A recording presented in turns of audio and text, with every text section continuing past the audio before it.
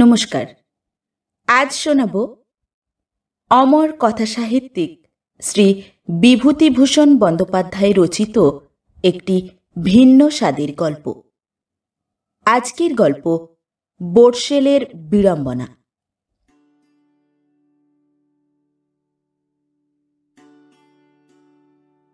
বর্ষেল অর্থাৎ বড়শি ও ছিপ দিয়ে মাছ মারতে যে পটু, এক কথায় ওস্তাদ মৎস্য শিকারী। লাঠি যে চালাতে পটু সে হলো লেঠেল, ছিপ বড়শি বাইতে যে পটু সে হলো বর্ষেল।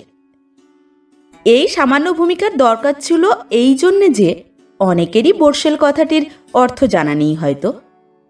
প্রসঙ্গক্রমে এ কথাও বলা প্রয়োজন যে যেমন লাঠি হাতে নিয়ে সবাই বেড়ায় কিন্তু সবাই লেঠেল নয়, তেমনি ছিপ দিয়ে মাছ সবাই ধরে কিন্তু তারা বর্ষেল নয়। আমাদের গাঁয়ের রামহরিহর নামজাদা বর্ষেল। আশপাশের 10খানা গাঁয়ের মধ্যে তার নাম বর্ষেল হিসাবে প্রসিদ্ধ। তাঁর ব্যবহার করলাম এজন্য যে রামহরি বনেদি ব্রাহ্মণ ঘরের সন্তান আমাদের গাঁয়ের। লম্বা চওড়া দশাশই চেহারা, বড় বড় গোঁপ, চোখ বড় বড় ও রাঙা। আমরা ছেলেপুলের দল তাকে যথেষ্ট ভয় করে চলি। বড্ড রাশভারী লোক। আগে অবস্থা খুব ভালো ছিল, এখন বিষয় সম্পত্তির সামান্যই অবশিষ্ট আছে। তারই আয়ে অতি কষ্টে সংসার চলে। রামহরি জীবনে কারো চাকুরি করেননি। এখন তিনি 50 বছরে পদার্পণ করেছেন, সুতরাং এ বয়সে পরের দাসত্ব আর স্বীকার করবেন না, এটা নিশ্চয়। কিন্তু মাছ ধরা সম্বন্ধে একজন অথরিটি তিনি। বহু লোক এ বিষয়ে তাঁর পরামর্শ নিতে আসে। হ্যাঁ হরমশাই, গাঙে কি চার করে রাখবো আজ? কিসের চার দিচ্ছ? গোবর আর কেঁচো, নতুন বর্ষার জল, তুষ আর কুঁড়ো দাও। তাঁর অভিজ্ঞতা যথেষ্ট বিস্তৃত, কে তার কথার প্রতিবাদ করতে সাহস করবে? হরমশাই জীবনে অনেক আশ্চর্য ধরনের বড় মাছ ধরেছেন। তাঁর মুখে সেসব গল্প শুনলে আহার নিদ্রা ভুলে যেতে হয়। অবশ্যই আমাদের মতো ছেলে মানুষের সঙ্গে সেসব গল্প তিনি কখনো করতেন না। বড় লোকেদের সঙ্গে বসে বলতেন, আমরা বসে শুনতাম। এসব 25 বছর আগেকার কথা বলছি, আগেই বলে রাখি। আমার তখন 12-13 বছর বয়স। আষাঢ় মাস, খুব বর্ষা হয়ে গিয়েছে। মাঠে ডোবায় জল থই থই করছে। হাবুল বললে, মাছ ধরতে যাবি সন্তুদা? জোটেমারির খালে বড় বড় বান মাছ আর জিওল মাছ পড়ছে। কে বললে? কাল গোপাল আর নেড়ে কাকা এই বড় বড় বান মাছ ধরে এনেছে। তোর বড় ছিপ আছে? আমায় একখানা দিবি? 2খানা মোটে আছে, বাকি 3খানা তো পুঁটি মাছ ধরা ছিপ। বেলা 3টের পর আমরা 4 জন সমবয়সী বন্ধু জোটেমারির খালে কাঠের পুলের নিচে মাছ ধরতে গিয়ে দেখি রামহরিহর সেখানে তার লম্বা লম্বা ছিপগুলো নিয়ে দস্তুর মতো 4 কাঠি পুঁতে এক মনে গম্ভীর মুখে একা বসে। সন্তু প্রশংসাসূচক বিস্ময়ের সুরে বললে, রামহরি জ্যাঠা মাছ ধরছে। আমি বললাম, কই? ওই দেখ, ওই গাছের নিচে। আমার মাথায় এক দুষ্টু বুদ্ধি জাগলো। মস্ত বড় বর্ষেল রামহরি জ্যাঠা দস্তুর মতো 4 কাঠি পুঁতে মাছ ধরতে বসেছেন। যদি মাছ ধরতে হয় তবে ওর আশেপাশে বসে, নয়তো মাছ হবে না। যে যে সাধনায় সিদ্ধ তার শরণাপন্ন না হলে সে সাধনায় সিদ্ধিলাভ করা যায় না। আমি বললাম, চল রামহরি জ্যাঠার ডাইনে ওই ফাঁকা জায়গাটায় ছিপ ফেলি। হাবুল বললে, উনি যদি বকেন? বকেন তো বকবেন, দেখছিস নে ওর চারে বড় বড় মাছ সব আসতে শুরু করেছে। অমন ওস্তাদ এদেশে নেই। কি দিয়ে চার করতে হয়, কিসে বড় মাছ আসে, উনি যেমন জানেন এমন কেউ জানে না। আমরা পাশে বসবার উদ্যোগ করছি, রামহরি বর্ষেল কিন্তু সেটা তত প্রীতির চোখে দেখলেন না। একটা কারণ হচ্ছে তিনি মাছ জড়ো করবার মশলা ছড়িয়েছেন জলে। এখন অন্য কেউ এসে তাঁর তৈরি জমিতে চাষ করুক, এটা তিনি পছন্দ করলেন না। দ্বিতীয়ত, আমরা চঞ্চল বালক, তার মতো চুপচাপ বসে থাকতে পারবো না, গোলমাল করবই। তাহলে মাছ আসবে না চারে, ভয় পেয়ে ভেসে যাবে। রামহরিহর তুরীয় অবস্থা থেকে নেমে এসে আমাদের দিকে চেয়ে বললেন, এই, ওখানে বসবি নাকি? হ্যাঁ জ্যাঠামশাই, আপনার পায়ে পড়ি, কিছু বলবেন না আমাদের? রামহরি বিরক্তিপূর্ণ মুখে বললেন, যত আপদ, আর জায়গা পেলি নে। আচ্ছা, চুপ করে বস, কেউ কথাটি কইবি নে।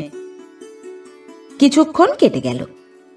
প্রায় আধ ঘন্টা ছিপ ফেলেছি আমরা, কিন্তু একটা মাছও ঠোকরায়নি। গোলমাল না করি, কথাবার্তা চলছে সমানে। ক্রমে কথাবার্তার সুর চলল। পচা বললে, ওই ক্ষেতটাতে কাঁকুর হয়েছে, সন্তু, যা গোটা চারে কচি দেখে কাঁকুর তুলে আন। রামহরি বর্ষেল ওদিক থেকে ধমক দিয়ে বললেন, এই, কি হচ্ছে? আমরা ধমক খেয়ে কিছুক্ষণ চুপ করে রইলাম। ইতিমধ্যে হাবুল এবং পচা বাবলা কাঁটার নিচু বেড়া ডিঙিয়ে অদূরবর্তী কাঁকুরের ক্ষেতে ঢুকে পড়ল এবং 3টে বড় বড় কাঁকুর নিয়ে আমাদের কাছে ফিরে এলো। গন্ডগোল বাঁধল কাঁকুরের ভাগ নিয়ে। আমি বললাম, তোমরা ভাগ বেশি নেবে কেন? সমান ভাগ করো। আমি তোমাদের ছিপ নিয়ে চৌকি না দিলে তোমরা কাঁকুর আনতে পারতে। পচা বললে, আমি বড়টা তুলেছি, ওটা আমার। জ্যোতিষ নাপিতের ছেলে কেষ্ট বললে, তা কেন? সমান ভাগ হবে। রামহরি আবার ধমক দিয়ে বললেন, এই, ওসব কি হচ্ছে? কি মাছ ধরতে এসেছিস না কাঁকুর খেতে এসেছিস এখানে? আমি বললাম, মাছ মোটে ঠোকরাচ্ছে না জ্যাঠামশাই। কি করে মাছ ঠোকরাবে? তোমাদের তো মাছ ধরা নয়, মাছ ধরা খেলা। কি জানিস তোরা মাছ ধরার? সব কটাতে জুটে হুটোপাটি করছিস আর কাঁকুর চুরি করছিস পরের ক্ষেত থেকে। মাঝে পড়ে আমারও মাছ হলো না তোদের গোলমালে। নইলে যা চার করেছিলাম, কুঁড়ো দিয়ে আর পুরনো তেঁতুল। রামহরি হঠাৎ চুপ করে গেলেন। উত্তেজনার মুখে মৎস্য শিকারের গুহ্য তত্ত্ব প্রকাশ করে ফেলেছিলেন আর একটু হলে। আমি চুপি চুপি বললাম, ওই শুনে রাখ, কুঁড়ো আর পুরনো তেঁতুল এই দিয়ে চার করতে হবে, বুঝলি? ভুলে বলে ফেলে দিয়েছেন। হাবুল ছিপ একখানা জল থেকে তুলে বললে, মাছ মোটে ঠোকরাচ্ছে না। রামহরি তাচ্ছিল্যের সঙ্গে ছিপটার দিকে চেয়ে বললেন, ও কি বহর দিয়েছিস? তোদের সবই হলো ছেলে খেলা, জল মেপে বহর দিতে হয়। আমি আগ্রহের সুরে বললাম, সে কি করে করতে হয় জ্যাঠামশাই? জল মেপে নিসনি? তা তো জানি নে। রামহরি দাঁত খিঁচিয়ে বললেন, তা জানবে কেন? জানো কাঁকুর চুরি করতে। ঢিল বেঁধে সুতো জলে ছেড়ে দেখো কতটা ভিজেছে, সেখানে ফাতনা তুলে বাঁধো, তাকে বহর দেওয়া বলে। দেখি। আমি ছিপ তুলে দেখাতে রামহরি বর্ষেল সেদিকে চেয়ে গম্ভীরভাবে বললেন, 2.5 হাত বহর দে। সম্ভ্রমে আমার মন পূর্ণ হয়ে গেল। রামহরি বর্ষেল স্বয়ং আমাদের বহর সম্বন্ধে উপদেশ দিয়েছেন, এইবার মাছ না হয়ে যায়। কিন্তু কিছুক্ষণ চুপ করে বসে থাকবার পরে আমাদের মধ্যে আবার গুঞ্জন রব উত্থিত হলো এবং খুব শিগগির সে গুঞ্জন কলরবে পরিণত হয়ে গেল। এবার গোলমাল বাঁধল ছিপের বহর নিয়ে। প্রত্যেকের দোষ ধরতে ব্যগ্র। পচা বললে, আমায় ছিপ দাও, আমি নিজে বহর দিই। আমি বললাম, তুই কি বুঝিস বহরের? আমায় দে, দিয়ে দিচ্ছি। থাক, তোর আর ওস্তাদি করতে হবে না, ঢের হয়েছে। মুখ সামলে কথা কবি সন্তু, তুই মুখ সামলে। আমাদের সুর তখন পঞ্চমে উঠেছে। রামহরি বললেন, কি বিপদেই পড়েছি এদের নিয়ে। আজ যে আমার 4 কড়াই মাটি হলো দেখছি এদের জ্বালায়। তোরা বাপু অন্য জায়গায় যা, ওঠ ওখান থেকে বেরো। আমরা তাড়া খেয়ে ছিপ গুটিয়ে সেখান থেকে উঠে আর কিছু দূরে গিয়ে বসলাম। একটা কাশঝোপের আড়াল থাকার দরুন সেখান থেকে রামহরি বর্ষেলকে ভালো করে দেখা যায় না। আরও কিছুক্ষণ কেটে গেল। সামনের ছোট খালে কচুরিপানার দামে নীল ফুল ফুটেছে। বর্ষার জল থই থই করছে খালের কানায় কানায়। ওপারের চরে আরামডাঙ্গা গ্রামের বাঁশ খেজুর তালগাছের শীর্ষ বৃষ্টি ধোয়া নীল আকাশের তলায় একটি শ্যামল সরল রেখা রচনা করেছে। দুই একটা সাদা বক জলের ধারে পানা শ্যাওলার দামের উপর চড়ে বেড়াচ্ছে। হঠাৎ একটা অস্পষ্ট চিৎকার শুনে আমরা রামহরি জ্যাঠার দিকে চাইলাম। তিনি দাঁড়িয়ে উঠে একটা বড় ছিপ দুহাতে হ্যাঁচকা টান মেরে তুললেন। এটুকু আমরা দেখলাম। তারপর তিনি বলে উঠলেন, যা। হাবুল বললে, রামহরি জ্যাঠা মস্ত বড় মাছ বাঁধিয়েছে, চল গিয়ে দেখি। সবাই মিলে তখনই ছুটে গিয়ে শুনলাম প্রকাণ্ড মাছ বিঁধেছিল ওর ছিপে, কিন্তু উনি টান দিতেই ছিপের আগা ভেঙে নিয়ে মাছটা পালিয়েছে। সত্যি দেখি বড় একটা ছিপের আগার দিকটা ভাঙা, ছিপটা হাতে করে বোকার মতো রামহরি দাঁড়িয়ে। আমাদের দেখে বিরক্তির সুরে ঝাঁঝের সঙ্গে তিনি বললেন, তোদের জন্যে আর সব মাটি, না দিলি চারে মাছ আসতে, না দিলি সুস্থ হয়ে মাছ ধরতে। সেই বেলা 3টে থেকে পেছনে লেগেছিস বাপু। মাছ ধরতে আসিস কেন তোরা? কি বুঝিস মাছ ধরার? এ কি ছেলের হাতে পিঠে? এত বড় মাছ খেলে তোদের জ্বালায় তুলতে পারলাম না, সুতো কেটে গিয়ে পালিয়ে গেল। না, আর আজ মাছই ধরবো না। কাল থেকে আমার ত্রিসীমানায় বসতে দেব না বলে দিচ্ছি। রামহরি জ্যাঠার যত রাগ আমাদের উপর এসে পড়েছে বুঝলাম।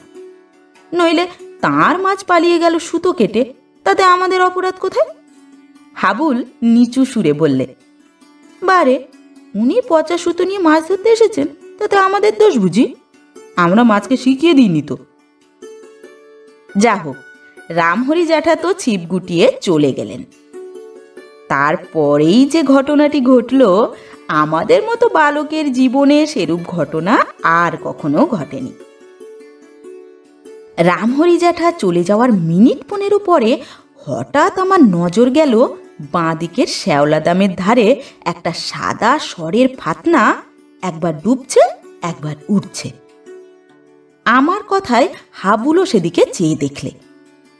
ফাতনাটা ক্রমেই যেন ডাঙার দিকে আসতে লাগলো, অথচ খালের স্রোত তো এখন উল্টো দিকে বইছে। তবে ফাতনা ডাঙার ধারে আসছে কিসের জোরে? হাবুল বললে, তাই তো সন্তুদা, ওটা কি হচ্ছে? হঠাৎ আমি জিনিসটা বুঝতে পারলাম। রামহরি জ্যাঠার সেই ছিপের ফাতনা, বড় মাছ ওর তলায় বড়শিতে বেঁধে আছে। কথাটা যেমন মনে হওয়া, আমার সমস্ত শরীর দিয়ে যেন কিসের ঝাঁঝ বেরিয়ে গেল। ততক্ষণ সমস্ত ব্যাপারটা আমি বুঝতে পেরেছি। হাবুলকে বললাম, রামহরি জ্যাঠার সেই মাছটা, ও জখম হয়ে এসেছে বলে অবসন্ন হয়ে ডাঙার দিকে আসছে, জলে নামো সবাই। হাবুল বললে, পচা, তুই ছেলে মানুষ আছিস, পরনের কাপড় খুলে ফেল, মাছটাকে কাপড় দিয়ে জাপটে ধরতে হবে। আমি বললাম, ভারী মাছ, খুব সাবধানে তুলবার চেষ্টা করো, জলের তলায় কিন্তু ওর কুমিরের মতো শক্তি। সবাই মিলে জলে নামলাম। ফাতনা ধরে সন্তর্পণে টান দিতেই জলের তলায় প্রকাণ্ড মাছ ঝটপট করে উঠে জল ছিটিয়ে আমাদের সারা গা ভিজিয়ে দিলে। আমাকে তো টেনেই নিয়ে গেল কিছু দূর। হাবুল আমার কোমর জড়িয়ে টেনে রাখলে, বললে, টান দিস নে, সুতো ছিঁড়ে যাবে, মস্ত মাছ, সাবধানে তোল। প্রায় মিনিট 15 ধরে মাছটা জুঝল। যারা কখনো বড় মাছ ছিপে ধরেছে তারাই জানে এ ব্যাপার কি। একবার এমন হলো যে মাছ বুঝি আর থাকে না, চোঁচো ছুটল বেশি জলের দিকে। তার চেয়েও ভয় ছিল ঘন কচুরিপানার দামের নিচে গিয়ে লুকোলে এ মাছের আর সন্ধান পাওয়া যাবে না। অবশেষে মাছটা ক্রমেই অবসন্ন হয়ে পড়তে লাগলো। মুখে 2.5 ইঞ্চি বড়শি নিয়ে কতক্ষণ পারবে? মাছ অবসন্ন হলে ক্রমশ আপনিই ডাঙার কাছে আসে। পচা সেই সময় কাপড় দিয়ে মাছটা জাপটে ধরল। আমরা সবাই গিয়ে পড়লাম মাছটার উপরে। টেনে ডাঙায় তুলে দেখি 4-5 আন্দাজ ওজনের রুই মাছ। গ্রামে ঢুকবার পথেই রামহরি বড়শেলের ঘর। তখন সন্ধ্যার অন্ধকার হয়ে এসেছে। রামহরি জ্যাঠা দাওয়ায় বসে তামাক খাচ্ছেন। আমরা হৈ হৈ করে আসছি দেখে তিনি জিজ্ঞেস করলেন, কি রে, মাছ পেলি নাকি?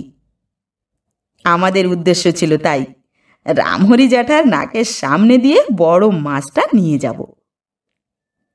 দাওয়া থেকে নেমে এসে রামহরি বললেন, এত বড় মাছটা তোরা কোন ছিপে ধরলি? তোদের সঙ্গে তো বড় ছিপ ছিল না। আমি বললাম, হরকলা বড়শির একখানা ছিপ আছে, এই যে। রামহরি হাজার হোক ওস্তাদ বড়শেল তো, আশ্চর্য হয়ে বললেন, মাছটার নিতান্তই তাহলে মরণ ছিল। হরকলা বড়শিতে 500 রুই মাছ ওঠে, এ কখনো সম্ভব হয় না। তোদের ও ছেলে খেলা করতে গিয়ে এত বড় মাছটা জুটে গেল অমনি অমনি। নইলে ও মাছ হরকলা ছিপে ডাঙায় ওঠানো তোদের সাধ্যি ছিল? ওই যে বললাম, মাছটার কপালে নিতান্তই মৃত্যু ছিল আজ। বাড়ি ফিরে রামহরি জ্যাঠার বাড়ি আমরা সের দেড়ে কাটা মাছ আর মুড়োটা পাঠিয়ে দিলাম।